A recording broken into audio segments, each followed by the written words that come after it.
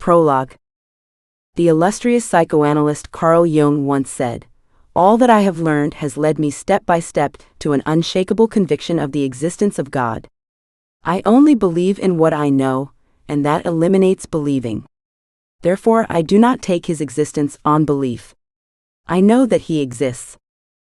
This is our peculiar walk of faith."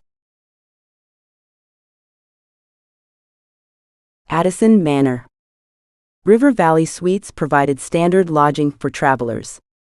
It was located in Greater Accra. The Obianas were transients, newly arrived from Accra. They rented a flat for two while waiting for permanent housing. Franklin had a car now, a jasmine green Subaru with only 30,000 miles on it. He bought it from a dealership for almost half its worth. That was one of the perks of being a man of the cloth. The couple started off for Anambra early one morning. They were in the countryside now. Franklin held covetously to his wife's hand while cruising along a narrow dirt-laden road. The wonder in her face made him smile. Beatrice hadn't been herself since their last miscarriage. The change of scenery seemed to be doing her some good.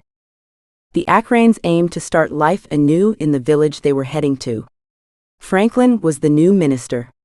He wondered what condition he might find the chapel in. Ellery was a poor town. His father's life began there. But the elder wanted more for his family. He earned a fellowship to study abroad, and returned with a doctorate from Oxford. The professor raised two sons in nearby Accra. Franklin knew very little about his father's humble beginnings. He was anxious to see the land of his forebears. A cobblestone entrance sign stood a few feet ahead of them. It read Addison Manor in fancy lettering. The minister turned there and stopped at a gated compound at the end of the short gravel road. Franklin blew his horn for admittance. A man hurried to unlock the gate. He was a middle-aged gent, smartly dressed in casual Western attire. Franklin found him too polished for the job. Yet his smile assured them they were welcome. The minister nodded appreciatively, then pulled into the cobblestone courtyard. What stood before them stole their breath away. A Victorian Gothic revival with more windows than they cared to count. Another car was parked on the property, a stylish gray coupe with a Delta license plate. Amara Achike worked as a realtor out of Asaba. She materialized on the porch no sooner than Franklin shut down his motor. Amara was a pretty ajabo, sharply dressed in a navy business suit. She seemed anxious to meet the new arrivals. Franklin exited the Forester and helped his wife out of the passenger side. He hooked his arm about hers and approached with a smart walking cane in his right hand. The minister was garbed in a swanky new senator's suit.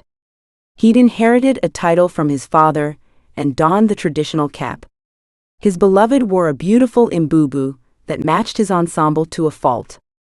Achike found them majestic and bowed slightly at the waist. "Father Obiana, I greet. Welcome to Addison Manor. This must be your wife." "Yes, I'm Beatrice." "I'm very pleased to meet you, Ma. My name is Amara Achike. The Oweles hired me to manage this property for them. They are your new landlords." There was a peculiar branding on Achike's right cheek. The couple couldn't help but notice. Achike caught Franklin staring and rubbed her hand across the mark. He hadn't meant to embarrass her,